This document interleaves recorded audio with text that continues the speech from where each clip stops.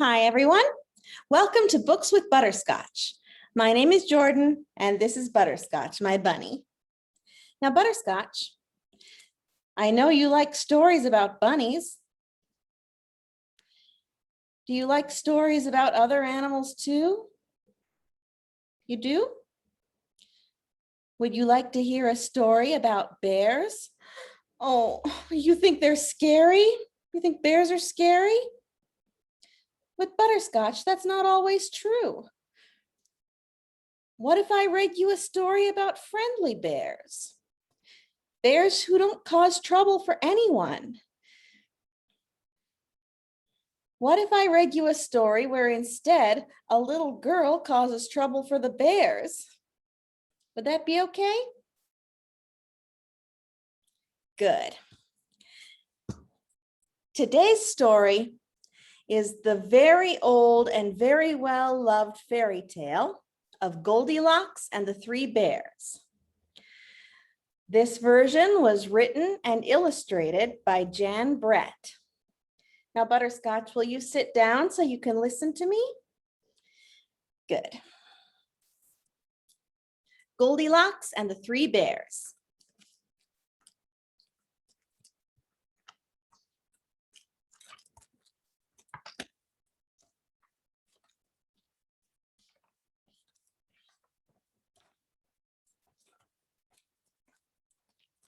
Once upon a time, there were three bears who lived together in a house of their own in a wood.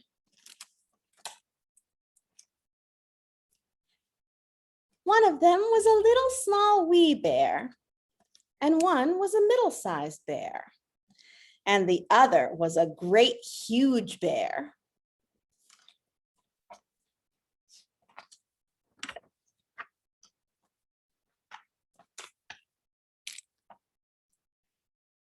They each had a bowl for their porridge.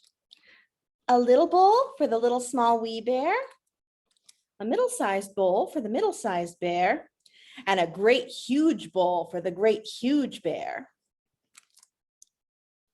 And they each had a chair to sit in. A little chair for the little small wee bear, a middle-sized chair for the middle-sized bear, and a great huge chair for the great huge bear.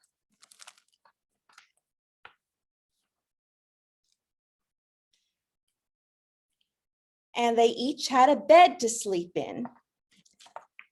A little bed for the little small wee bear, a middle-sized bed for the middle-sized bear, and a great huge bed for the great huge bear.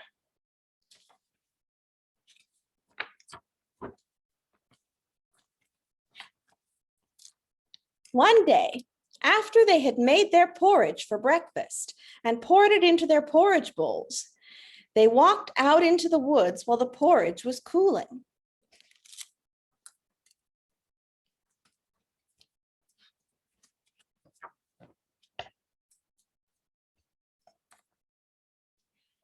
And while they were walking, a little girl named Goldilocks came to their house.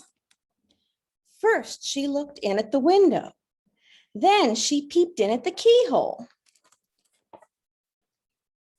And seeing no one was at home, she lifted the latch. The door opened before her, and in she went.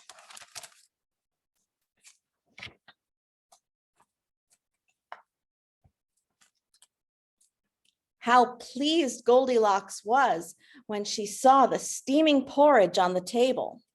The sweet smell of the porridge with roasted nuts, honey, and berries filled the room. It was so tempting that Goldilocks set about helping herself. First, she tasted the porridge of the great huge bear, but it was too hot. Then she tasted the porridge of the middle-sized bear, but it was too cold. And then she tried the porridge of the little small wee bear, and it was neither too hot nor too cold. It was just right. She liked it so much that she ate it all up.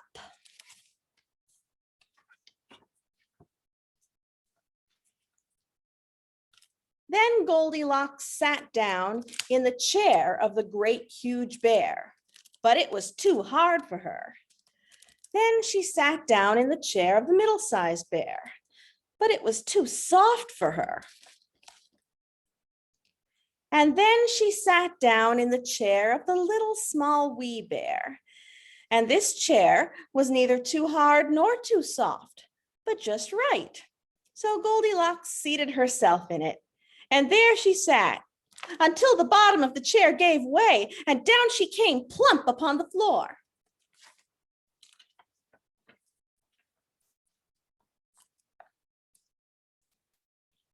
Then Goldilocks went upstairs to the bedroom in which the three bears slept.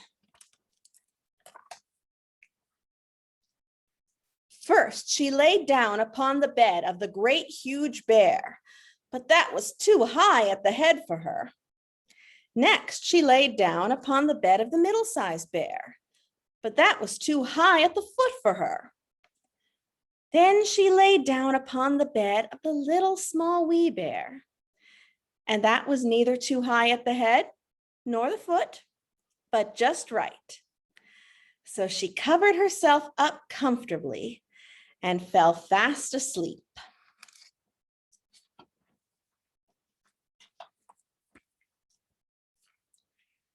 By this time, the three bears thought their porridge was cool enough to eat, so they returned home for breakfast. Now Goldilocks had left the spoon of the great huge bear standing in his porridge. "Somebody has been at my porridge," said the great huge bear in his great rough, gruff voice.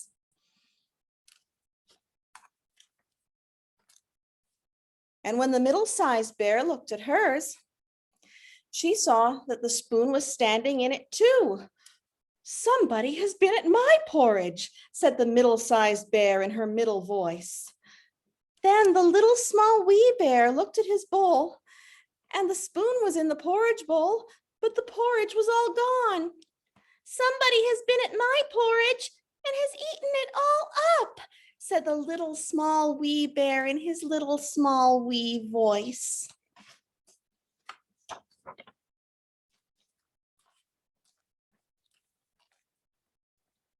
Upon this, the three bears, seeing that someone had entered their house and eaten up little small wee bear's breakfast, began to look about them.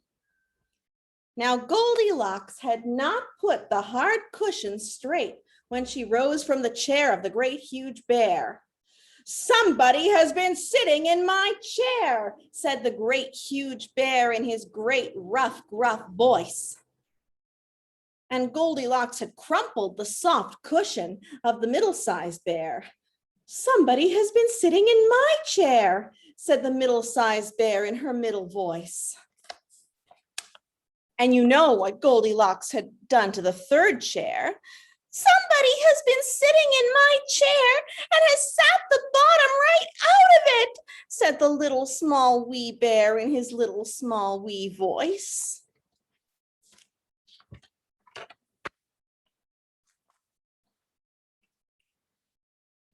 Then the bears thought it necessary that they should make a further search.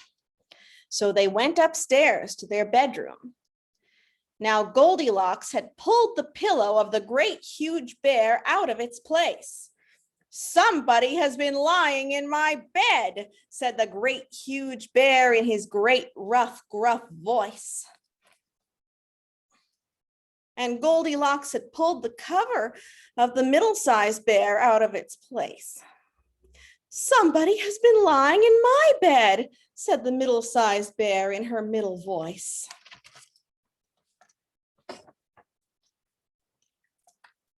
And then the little small wee bear came to look at his bed. There was Goldilocks, sleeping peacefully, her long, shiny braids spread across his pillow. Little small wee bear just stared at her for a moment and didn't say anything.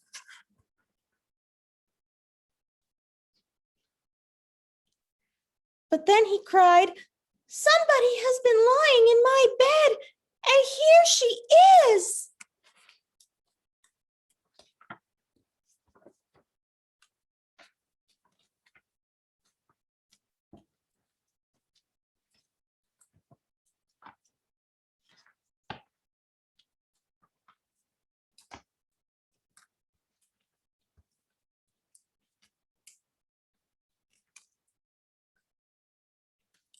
Goldilocks had heard in her sleep the great rough, gruff voice of the great huge bear and the middle voice of the middle-sized bear, but it was only as if she heard someone speaking in a dream.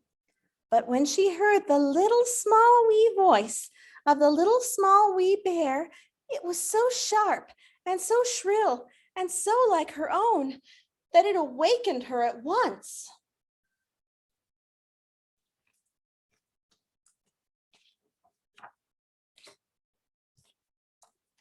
Up she started, and when she saw the three bears on one side of the bed, she tumbled herself off the other and ran to the window. Out Goldilocks jumped and ran away as fast as she could run, not looking behind her until she was very far away.